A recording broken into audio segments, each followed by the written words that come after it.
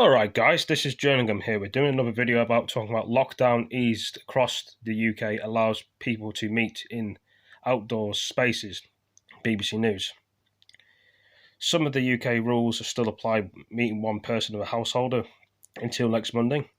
But eventually they're going to be changing it to 6 people per householder. You can meet outside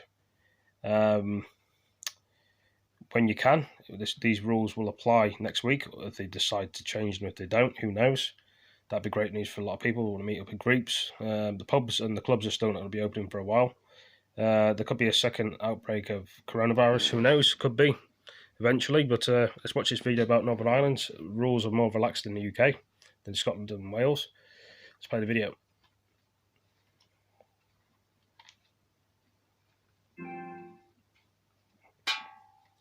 Right. Wales is expected to set out its plans tomorrow. Not being able to see loved ones has been one of the toughest parts of this 9-week lockdown. So what do people make of today's announcement? Danny Savage has been talking to people in Harrogate. In the open spaces of Harrogate today, sunbathers were keeping their distance from each other. But very soon, pairs of people may grow to groups of 6. People really appreciate that, families, people having business meetings, so yeah, that's really good. I think people do have to bear in mind, if it is 6, that they stick to 6 and don't take advantage of it. Week after week after week, without being able to communicate with people and meet up with friends and so on nearby. So yes, I think that's an excellent idea. Social distancing is still at the heart of easing restrictions. In England, partially reopening primary schools and open-air markets from Monday could be good for town centres. And dentists have been told they can open from June the 8th. People, though, still want reassurance. You know, the thought of opening up full time again, gosh, you know, who's going to look after my children? And they are going back to school, but then do I feel like I want them to go back to school just yet? Do I send them back in September? Is it too soon? So my mindset's all over the place. What is the right decision? The thing is, what people will emerge to see here will be rather different than before lockdown. Shops which were here before are gone, leaving those left worried. It shouldn't have empty spaces. It's a premium shopping street. You wouldn't expect to see empty spaces on the likes of Bond Street, and you shouldn't here. No one wants a neighbour that's a boarded up shop. It's not good for business at all. It doesn't inspire confidence in the visitor. There's frustration too. This hotel has been accommodating key workers throughout lockdown, but the Suntrap Beer Garden will still have to remain closed.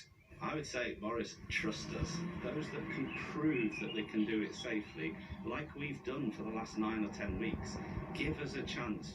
We are edging out of lockdown, but for some people and businesses, things are still moving too slowly. Danny Savage, BBC News, Harrogate. Scotland is easing its lockdown measures from tomorrow. First Minister Nicola Sturgeon said it follows what she called a sustained downward trend in the spread of the virus. The new rules cover some outdoor activities. These include sunbathing, golf and fishing. Members of 2 households will be able to meet outdoors for a picnic or a barbecue in groups of up to 8 people. And garden centres and drive-through takeaways can reopen.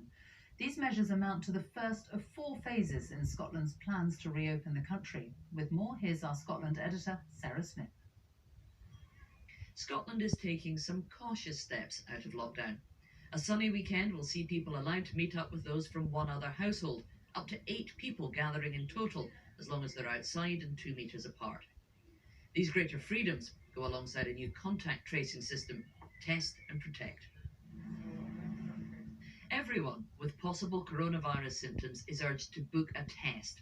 If the result is positive, all their recent close contacts will be traced and told to self-isolate for 2 weeks. Test and Protect relies heavily on public cooperation. It only works if everybody sticks to the rules, so public confidence in the system is essential. A significant coronavirus outbreak happened at a Nike conference in this Edinburgh hotel in late February, when track and trace was government policy. There's controversy over why some people who came close to the Nike delegates were never contacted. 10 of them spent over an hour in this shop being fitted for kilts. The manager, who was in very close contact with those delegates, later developed flu-like symptoms, and she's angry. She was never contacted and told she could be at risk. I would have self-isolated. I wouldn't have spent time with my elderly dad, my fiance's mother. I wouldn't have gone to the retirement party I went to. So you worried that you endangered other people because you didn't know that you were at risk? Yes, yeah. Questions persist about that conference as Nicola Sturgeon introduces a new testing regime in order that people can try to have full confidence in your test and protect regime. Can you tell us, have you changed the guidelines for who will be contacted after someone has tested positive for coronavirus? So the definition of a contact for test and protect is threefold. Firstly, it would be members of your household.